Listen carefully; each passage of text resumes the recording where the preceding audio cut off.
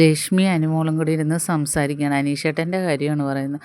ലക്ഷ്മി പറയുന്നത്, എനിക്ക് വിശ്വസിക്കാൻ പറ്റുന്നില്ല ഈ അനീഷേട്ടൻ്റെ മാറ്റം.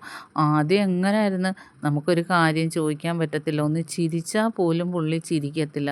എന്തിനും ഒരു റിപ്പീറ്റേഷൻ ഇങ്ങനെ പറഞ്ഞുകൊണ്ടിരിക്കും. എന്തൊരു ഇതായിരുന്നു. ഇപ്പോഴത്തെ ആ ഒരു അനീഷേട്ടനാണെന്ന് പറയും, ആദ്യം വന്ന അനീഷേട്ടൻ. അപ്പം പിന്നെ ലക്ഷ്മി പറയണേ, ഞാൻ ഇന്നലെ അനീഷേട്ടൻ നടക്കുന്ന ആ ഏരിയ ഉണ്ടല്ലോ, കിച്ചൻ്റെ ഫ്രണ്ടിൽ, അവിടെ കൂടെ അനീഷേട്ടനായിട്ട് കുറേ നേരം അങ്ങോട്ടും ഇങ്ങോട്ടും നടന്നിട്ട് ഓരോ കാര്യങ്ങൾ ചോദിച്ച്. അനീഷേട്ടൻ എല്ലാം തുറന്നു പറഞ്ഞു. അപ്പം ഞാൻ ചോദിച്ചു, അനീഷേട്ടാ, ഇനി ഇതുപോലെ തന്നെ മുന്നോട്ട് പോവോ അതോ പഴയതുപോലെ ആവുമോ ഇവിടെ നിന്ന് ഇറങ്ങിയാൽ? പറഞ്ഞ്, ഞാൻ ഇങ്ങനെ തന്നെ മുന്നോട്ട് പോകത്തേ ഉള്ളൂ, ലൈഫ് ലോങ് ഇങ്ങനെ തന്നെ പോകാനാണ് എൻ്റെ ആഗ്രഹം എന്ന് പറഞ്ഞ് നല്ലപോലെ ചിരിച്ചൊക്കെയാണ് പുള്ളി സംസാരിച്ചത്.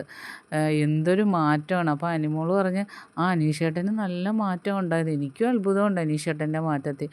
പിന്നെ അനീഷേട്ടൻ എന്നോട് പറഞ്ഞത്, എനിക്ക് തോന്നുന്നു ഗെയിമിൻ്റെ ഭാഗമായിട്ട് പുള്ളി ഒരു ഇത് പറഞ്ഞതാണ്.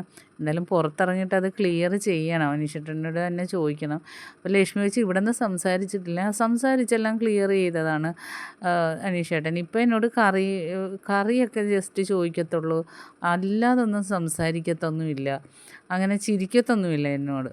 ബാക്കി എല്ലാവരോടും നല്ല തമാശയും ചിരിയും. അനീഷേട്ടനേ അല്ല, എന്തായാലും ഈ ബിഗ് ബോസ് ഹൗസിൽ വന്നിട്ട് ഏറ്റവും നല്ലപോലെ മാറിയതും മാറ്റങ്ങളൊക്കെ ഒരുപാടുണ്ടായതും അനീഷേട്ടനാണെന്ന് ലക്ഷ്മി പറയുന്നു. അങ്ങനെ അനീഷേട്ടൻ്റെ കാര്യം പറയുകയാണ്. രണ്ടുപേരും കൂടി ബാക്കി അപ്ഡേറ്റുമായിട്ട് വീണ്ടും വരാം. എൻ്റെ ചാനൽ ഒന്ന് സബ്സ്ക്രൈബ് ചെയ്യണേ.